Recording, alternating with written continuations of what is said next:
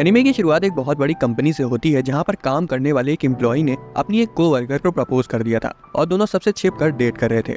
वहीं उसी कंपनी के अकाउंटिंग डिपार्टमेंट में दो लड़कियां आपस में गपशप कर रही थी। ये लड़कियां वहां काम करने वाले एक कपल के बारे में बातें बना रही थी कि वो दोनों तो डेट ही कर रहे होंगे क्योंकि उन्होंने साथ ही में छुट्टी ली थी। और उनकी ये बकवास ताताएशी मासुगे भी सुन लेता है जो कि एक 28 साल का एम्प्लॉय है। वो उन दोनों को देखकर सोचने लगता है कि मेरी बुआ की तरह ही इनको भी चुगली करने के अलावा और कोई काम नहीं आता। उसी समय उसकी सीनियर हायाकावा शिजुनो आकर उससे पूछती है कि बताओ तुम्हारा ऑफिस रोमांस को लेकर क्या ख्याल है। जिस पर मासुके झट से बोल पड़ता है कि उसे इसके बारे में ज्यादा जानकारी नहीं है। लेकिन शिजुनो को तो ऑफिस रोमांस बहुत ही ज्यादा रोमांटिक लग रहा था और वो सोचने लगती है कि काश वो भी सीक्रेटली किसी को डेट कर पाती। लेकिन पास ही में बैठी मारिया उसका पूरा मजा किरकिरा कर देती है। मारिया कहती कि ये सब एक खेल की तरह है जो ज्यादा दिन तक नहीं टिकता और ऑफिस के कपल्स जल्द ही अलग हो जाते हैं। अभी इन सभी के बीच एक और एम्प्लॉय जिसका नाम मित्सुया यूई है वो बहुत ही जोर से चिल्लाते हुए मासुका के पास आती है। वो उस पर भड़क पड़ती है और बोलती है कि आखिर तुम अपने आप को समझते क्या हो, कहीं के नेता वगैरह हो क्या।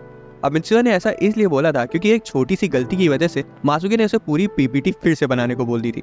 उसे ऐसा करते हुए देखकर बाकी की दो लड़कियां भी डर जाती हैं और जब मात्सुया पूरी भड़ास निकालने के बाद वहां से चली जाती है तो दोनों लड़कियां मासुके पर तरस खाते हुए बोलती हैं कि अच्छा है कि वो दिन भर तुम्हारे साथ नहीं रहती। हालांकि जब मित्सुया रात में मासुके के घर आती है तब उसका बर्ताव बिल्कुल ही उल्टा था।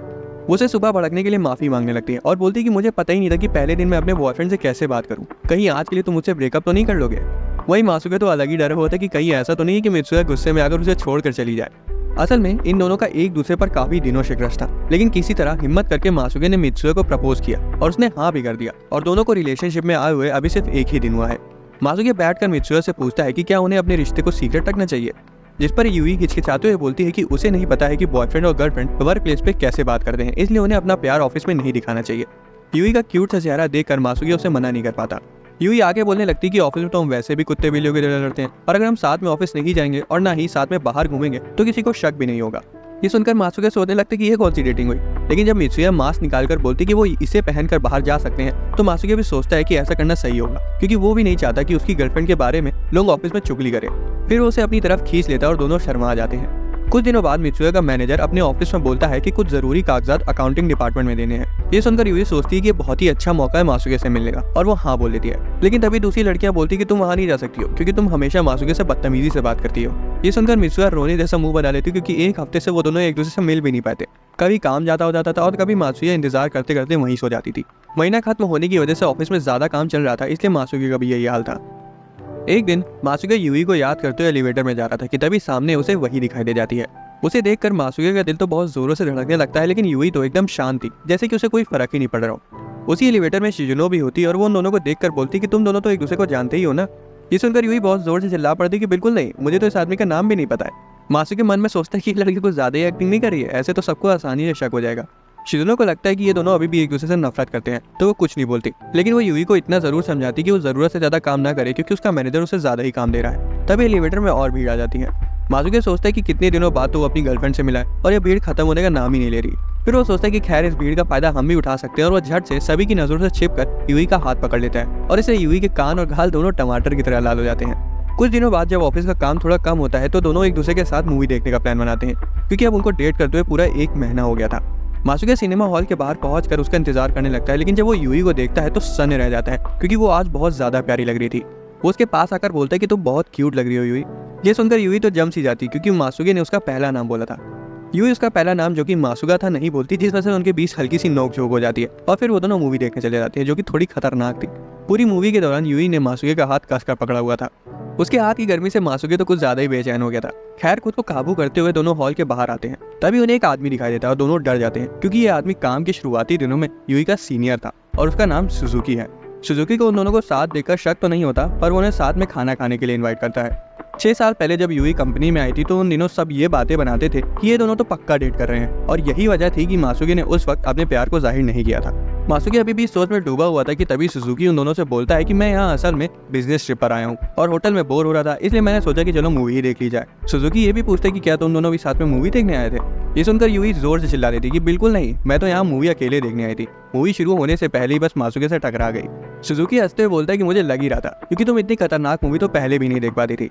ये सुनकर मासुके को थोड़ी जलन होने लगती है और वो उन दोनों के रिश्ते के बारे में बताने ही वाला होता है, लेकिन तभी यूई उसकी शर्ट पकड़कर उसे रोक देती है। खैर खाना खाने के बाद वो उन दोनों की ओवर एक्टिंग को देखकर समझ ही चुका था कि उनके बीच क्या चल रहा है। घर वापस आते वक्त यूई मासुके को आज के लिए थैंक्स बोलती है और इसके जवाब में जब मासुके उसे किस करने की कोशिश करता है तो यूई उसे रोक देती है, ये कह कर कि यहाँ बहुत सारे लोग हैं। उस रात वो दोनों मासुके के घर जाते हैं और अपनी पहली रात बिताते हैं। अगली सुबह जब यूई की आंखें खुलती है तो वो पूरी शर्म से लाल हो गई थी।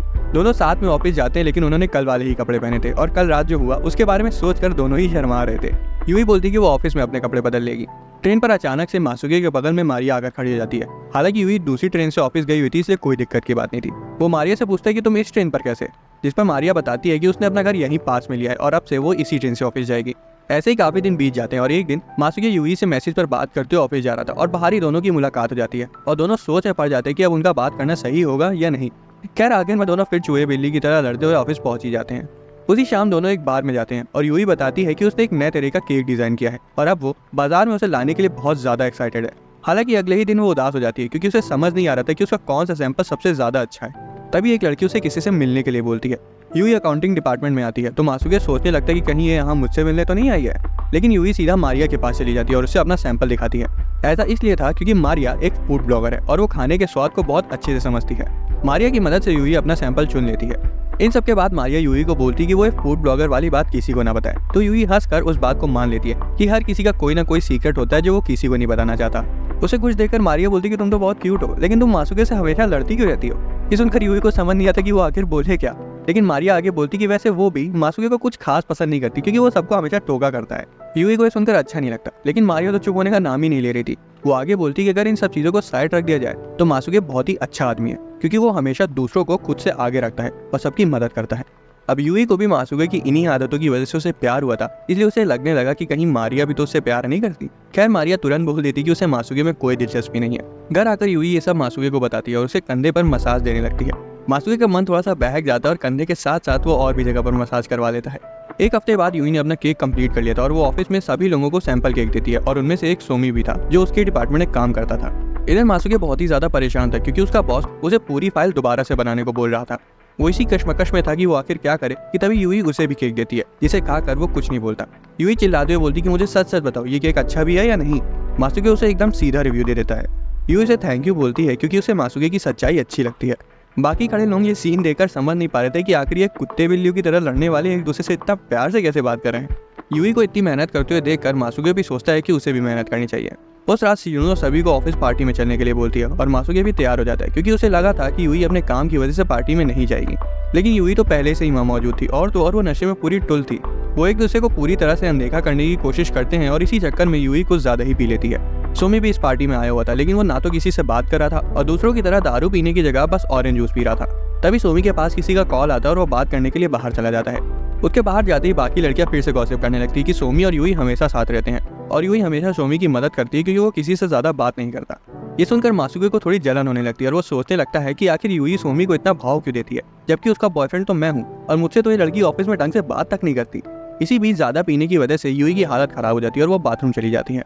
मासुके भी उसकी मदद करने के लिए उसके पीछे चला जाता है और वहाँ उसे ऐसी हालत में देखकर बोलता है कि तुम्हें जाकर थोड़ा आराम कर लेना चाहिए, जिस पर यूई बोलती कि वो किसी को परेशान नहीं करना चाहती। मासुके को लगता है कि जरूर मेरी ही वजह से उसकी हालत ऐसी हुई है, तो उसकी पीठ चलाते हुए बोलता है कि जब तक तुम ठीक नहीं हो जाती तब तक मैं यहीं रहूंगा। ये सुनकर यूई उसका हाथ पकड़कर अपने गले पर रख लेती है और बोलती है कि तुम्हारा हाथ बहुत ही ज्यादा गर्म है और मुझे एक गर्मी चाहिए। मासुके भी उसके करीब आने लगता है कि तभी बाथरूम का दरवाजा खुलता है और सोमी अंदर आ जाता है। सोमी ने उन दोनों की सारी बातें सुन ली थी, इसलिए वो मासुके से पूछता है कि क्या तुम दोनों सच में डेट कर रहे हो। कोई चारा ना होने के कारण मासुके सोमी को बता देता है कि यूई उसकी गर्लफ्रेंड है। अगले दिन यूई बहुत ही ज्यादा डरी हुई थी और वो मासुके से बोलने लगती है कि अगर इस बात को आग की तरफ फैलने से रोकना है तो हमें सोमी की फील्डिंग सेट करनी पड़ेगी। ये सुनकर मासुके तो डर ही जाता है और बोलता है कि अरे ऐसा करने की कोई जरूरत नहीं है, हम सोमी पर विश्वास कर सकते हैं। फिर उसके बालों को प्यार से छूते हुए बोलता है कि तुम चिंता मत करो, सब ठीक होगा। ऑफिस में आकर शिजुनो मासुके को एक बहुत ही अच्छी खबर देती कि आखिरकार बॉस ने उसके काम को मंजूरी दे दी है।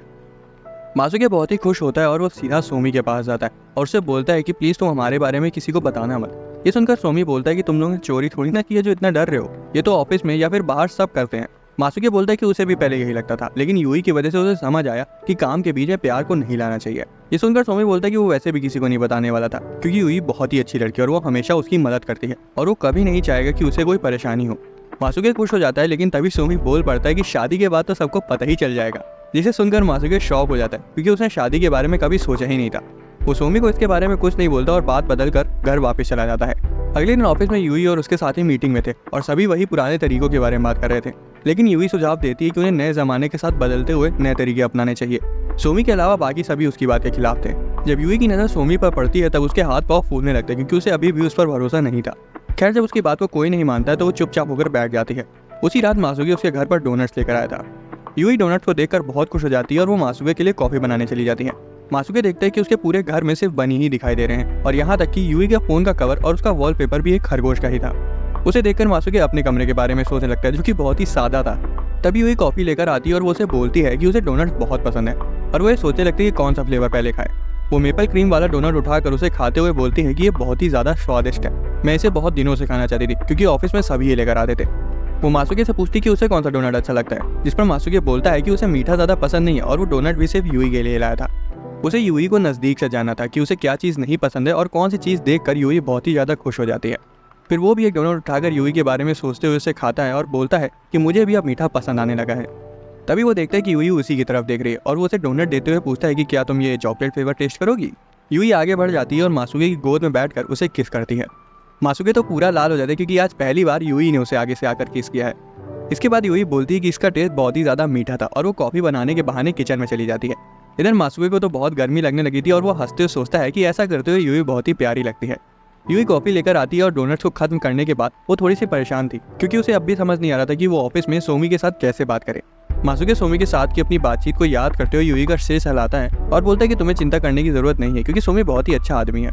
ये सुनकर यूई थोड़ा सा शांत होती है, लेकिन अगले दिन फिर से मीटिंग के दौरान वो बार बार यही सोच रही थी कि सोमी से बात कैसे की जाए। तभी एक लड़की आइडिया देती है कि उन्हें अलग अलग तरह के डोनट्स भी बनाने चाहिए। यूई तुरंत बोल पड़ती है कि यहाँ पास के कैफे के डोनट्स बहुत ही स्वादिष्ट हैं जो मेरे दोस्त ने ला कर दिए थे। वो थोड़ा सा घबरा जाती है कि दोस्त से कहीं सब लोग ये ना समझ लें कि वो अपने बॉयफ्रेंड के बारे में बात कर रही है। हालांकि कोई उसे सुन भी नहीं रहा था, लेकिन सोमी ये देखकर समझ जाता है कि यूई उसकी ही वजह से इतना ज्यादा डर रही है। कुछ समय बाद बाकी के दो लोग किसी काम से बाहर जाते हैं तो यूई सोचती है कि यही सोमी से बात करने का सही मौका है। वो चाहती थी कि पहले सोमी कुछ बोले, लेकिन सोमी तो कुछ बोल ही नहीं रहा था और यूई को इस हालत में देखकर आखिर में सोमी सिर्फ इतना बोलता है कि क्या मैं इतना बुरा हूँ कि तुम मुझ पर भरोसा भी नहीं कर सकती हो। यूई को लगता है कि वो कुछ ज्यादा ही सोच रही है और सोमी सच में काफी अच्छा आदमी है। सोमी उसके चेहरे को देखकर बोलता है कि मासूके सही कहता है, तुम इतनी ज्यादा डरती हो कि मेरे से तो नहीं, पर तुम्हारे हाव भाव देखकर तो लोगों को जरूर शक हो जाएगा। अगले दिन मासूके शिजुनो और मारिया के साथ मीटिंग में था और शिजुनो उसे वेयर हाउस से कुछ फाइल्स लाने को बोलती है। मासूके जब फाइल्स लेकर वापस आ रहा था तो देखता है कि बगल वाले कमरे से कुछ आवाज आ रही है। मासूके अंदर जाता है तो यूई को देखता है जो कि कुछ ढूंढ रही थी। यूई से देखकर बहुत ज्यादा खुश होती है और मासूके उसकी मदद करने लगता है। वो मना करती है लेकिन मन ही मन बहुत ही ज्यादा खुश भी थी। सब कुछ ठीक करने के बाद यूई को सबसे ऊपर वाली शेल्फ पर कुछ रखना था और वो एक लैडर पर चढ़ जाती है। मासूके उसे बोलता है कि ये काम वो कर देगा, लेकिन फिर भी यूई कहाँ सुनने वाली थी। मासूके नीचे से लैडर को पकड़ रखा था ताकि वो गिरे ना, और वो बिल्कुल ऐसे खड़ा था कि यूई की स्कर्ट के अंदर का सब साफ साफ देख पा रहा था। मासूके बोलता है कि अच्छा हो कि मैं यहाँ खड़ा हूँ क्योंकि तुम्हारी स्कर्ट के नीचे से सब कुछ दिख रहा है। यूई शर्मा जाती है और उसका बैलेंस बिगड़ जाता है और वो नीचे गिरने वाली होती है। हालांकि मासूके उसे पकड़ लेता है। दोनों बहुत ही ज्यादा करीब थे और किस करने वाले होते हैं कि तभी यूई की कोवर्कर्स उसे ढूंढते हुए स्टोर रूम में आ जाती हैं। वो चिल्लाती हैं कि मीटिंग जल्दी खत्म हो गई इसलिए वो यहाँ उसकी मदद करने आई हैं, लेकिन उनको तो वहाँ कोई नहीं दिखता। असल में उनकी आवाज़ सुनते ही मासूके और यूई शेल्फ के पीछे जाकर छिप गए थे। वो दोनों बहुत ही ज्यादा अनकंफर्टेबल पोजीशन में बैठे हुए थे। जहाँ मासूके ने अपना पैर मोड़ कर रखा था तो यूई उसकी गोदी में बैठी हुई थी। यूई तो शर्म से बिल्कुल लाल हो चुकी थी और उसके दिमाग में बस यही चल रहा था कि कहीं कोई इन्हें देख न ले, जबकि मासूके के मन में तो कुछ और ही दिक्कत चल रही थी कि अगर यूई थोड़ा सा भी आगे पीछे हुई तो उसके शरीर का एक हिस्सा उसे छू जाएगा और अगर वो थोड़ा सा पीछे हुआ तो वहाँ रखा बोर्ड नीचे गिर जाएगा। ऊपर से कोई उन्हें अगर ऐसे देखेगा तो उन्हें यही लगेगा कि वो कुछ और ही कर रहे थे। आखिर में वो दोनों लड़कियां स्टोर रूम साफ करके वहाँ से चली जाती हैं और दोनों की जान में जान आती है। दोनों डरते हुए हंसने लगते हैं और एक दूसरे से वादा करते हैं कि वो बाहर ऐसा फिर कुछ भी नहीं करेंगे, खासकर ऑफिस में तो बिल्कुल भी नहीं। अगले दिन काम के बाद शिजुनो सभी को बेसबॉल मैच की टिकट देती है, जिसे देखकर मासूके तो बहुत ही ज्यादा खुश हो जाता है क्योंकि उसे बेसबॉल बहुत पसंद था। लेकिन जब वो स्टेडियम में बैठा था तो उसे यकीन नहीं होता कि यूई उसके बगल में ही बैठी है। ऐसा इसलिए था क्योंकि शिजुनो ने अपने साथ सोमी के डिपार्टमेंट के लोगों को भी यहाँ बुलाया था। मासूके को काफी अच्छा लग रहा था कि वो पहली बार अपनी गर्लफ्रेंड के साथ बेसबॉल देखने आए हैं। वहीं यूई को तो बेसबॉल का ABCD भी नहीं पता था, लेकिन मासूके को खुश देखकर उसे भी बहुत अच्छा लग रहा था। वो दोनों हर अच्छे शॉट के बीच एक दूसरे को हाई फाई भी दे रहे थे। हाफ टाइम में वो कुछ खरीदने जाते हैं और इसी बीच कोई यूई को धक्का दे देता है तो मासूके उसका हाथ पकड़ लेता है ताकि फिर से वैसा कुछ ना हो। अपने बॉयफ्रेंड को ऐसा करते देखकर यूई का दिल धक धक करने लगता है।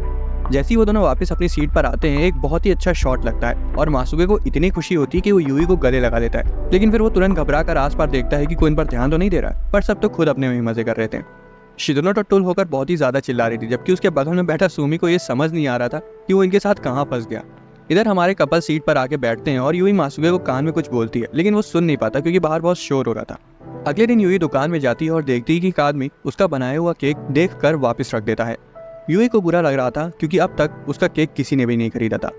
दूसरी तरफ हम शिजुनो को देखते हैं जो कि आराम से कहीं जा रही थी। तभी रास्ते में उसे उसके ऑफिस का एक साथी मिल जाता है जो कि उससे बात करने लगता है और शिजुनो को ये बिल्कुल अच्छा नहीं लगता। अब भले ही सब उसे चिल समझते हो, लेकिन शिजुनो को अकेले रहना काफी पसंद है और इसलिए वो अपने पसंदीदा कैफे में जाकर कॉफी पीते हुए किताब पढ़ने लगती है। तभी वहाँ एक आदमी आता है और कोई सीट ना होने की वजह से वेटर उसे शिजुनो के साथ जाकर बैठने को कहती है। शिजुनो को तो कोई दिक्कत नहीं थी, लेकिन जब वो उस आदमी को देखती है तो वो और कोई नहीं बल्कि सोमी था। वो थोड़ा सा सरप्राइज हो जाती है क्योंकि उस कैफे के बारे में ज्यादा लोग नहीं जानते थे। सोमी उसके पास आकर बैठ जाता है और उसे डिस्टर्ब करने के लिए माफी मांगता है। शिजुनो कहती है कि माफी मांगने की कोई जरूरत नहीं है, वैसे भी मैं अकेली बैठी थी वहाँ। फिर वो दोनों अनजाने में साथ ही ऑर्डर दे देते हैं। दूसरी ओर जब मासूके यूही से स्टेशन पर मिलता है तो पूछता है कि क्या कोई चीज तुम्हें परेशान कर रही है, जिस पर यूही बोलती है कि ऐसा कुछ नहीं है, लेकिन तुम ये क्यों पूछ रहे हो। मासूके थोड़ा सा मुंह बनाकर बोलता है कि तुमने मुझसे कल अच्छे से बात भी नहीं की थी। तो यूही बहाना बना देती कि उसे ऑफिस में बहुत काम था इसलिए वो बात नहीं कर पाई। इधर शिजुनो कैफे में चुप होने का नाम ही नहीं ले रही थी और अपना लंच भी नहीं कर रही थी। अचानक से सोमी बोल पड़ता है कि आपका खाना ठंडा हो रहा है और कहता है कि वो उसके साथ टेबल शेयर कर रहा है तो उससे उसको जबरदस्ती बात करने की जरूरत नहीं है, उसे भी अकेले कैफे में वक्त बिताना पसंद है। ये सुनकर शिजुनो थोड़ा सा मुस्कुराने लगती है क्योंकि सोमी उससे उम्र में काफी छोटा है लेकिन समझदार है। शिजुनो भी अपना काम करते हुए खाने लगती है और जब दोनों का समय हो जाता है तो सोमी मुड़ता है और मुस्कुरा कर कहता है कि मुझे खुशी हुई जब आपने मुझसे बात करने की कोशिश करी, क्योंकि मैंने आपको बस पी कर पागलों की तरह चिल्लाते हुए देखा था। और इतना बोलकर सोमी वहाँ से चला जाता है। शिजुनो बेसबॉल मैच वाले अपनी हरकतों को याद करते हुए थोड़ा सा शर्मा जाती है और ऐसा लग रहा था कि शिजुनो को सोमी थोड़ा सा पसंद आ गया है। उधर ऑफिस में यूही उदास बैठी थी क्योंकि इतनी मेहनत करने के बाद भी उसका एक भी केक नहीं बिका था। वहीं दूसरी ओर एक लड़की अपने प्रोडक्ट के बारे में बता रही थी कि कैसे उसको बहुत अच्छे रिव्यूज मिल रहे हैं। उसे देखकर यूही थोड़ा सा गुस्सा हो जाती है। तभी सोमी आकर उसे डेटा एंट्री का काम दे देता है। अब यूही को और भी गुस्सा आने लगता है कि वो सबका काम कर देती है लेकिन उसकी मदद कोई नहीं करता। तभी वो लड़की अपनी चॉकलेट लेकर यूही को खाने के लिए बोलती है। यूही मना करती है, लेकिन जब वो लड़की जिद करती है तो यूही उस पर भड़क जाती है। खैर ऐसा होते ही वो तुरंत उस लड़की से माफी मांग लेती है और यूही ऑफिस खत्म होते ही सीधा मासूके के घर चली जाती है। मासूके जैसी दरवाजा खोलता है वो देखते है कि यूही बहुत ज्यादा गुस्से में लग रही है और वो अंदर आकर अपनी भड़ास निकालने लगती है। वो बताती है कि उसने अपना केक बनाने में बहुत मेहनत करी थी लेकिन किसी को कोई मतलब ही नहीं है। मासूके उसे समझाता है कि उसके साथ भी ऐसा अक्सर होता है कि गलती ना होते हुए भी उसे बॉस की डांट सुननी पड़ती है। उसे भी बहुत बुरा लगता है जब कोई उसके काम को बेकार बता देता है जबकि उसने पूरी मेहनत की थी। मासूके अपनी गर्लफ्रेंड को प्यार से बोलता है कि उसे हिम्मत नहीं हारनी चाहिए और ये सुनकर यूही को भी अच्छा लगता है। अगले दिन फिर से जब यूही दुकान जाती है तो वो देखती है कि कुछ लड़कियों ने उसके केक को खरीदा है और ये देखकर वो काफी ज्यादा खुश हो जाती है। लंच में सभी खाना खा रहे होते हैं और यूही की कलीग्स भी उसके साथ आकर बैठ जाती है और अपने अपने प्रोडक्ट्स के बारे में बातें करने लगती हैं। तभी यूही को पास की टेबल से मासूके का नाम सुनाई देता है। वहाँ कुछ लड़कियां मासूके की तारीफ कर रही थी कि वो बहुत ही अच्छा आदमी है और उन सबकी मदद करता है। पहले तो यूही को जलन होती है लेकिन फिर वो सोचने लगती है कि अगर इन छोटी छोटी बातों पर वो ध्यान देगी तो उनका रिश्ता खराब हो सकता है, इसलिए वो इस बात को जाने देती है। लेकिन लड़कियां तो मासूके की तारीफ करते हुए थक ही नहीं रही थी और तो और यूही के साथ बैठी लड़कियां भी उसके बारे में बात करने लगती हैं। उनमें से एक लड़की बोलती है कि मासूके एकदम परफेक्ट बंदा है और शायद उसे कोई गर्लफ्रेंड भी नहीं है, कितना अच्छा होता अगर मैं उसकी गर्लफ्रेंड बन जाती। ये सुनकर तो यूही के होश उड़ जाते कि उसके बॉयफ्रेंड के पीछे इतनी लड़कियां पागल हैं और वो भी क्यों ना। मासूके एक लंबा चौड़ा एकदम हैंडसम आदमी है और ऊपर से वो सबकी मदद भी करता है। तभी वो सोचने लगती है कि वो मासूके के साथ कैसे रहती है।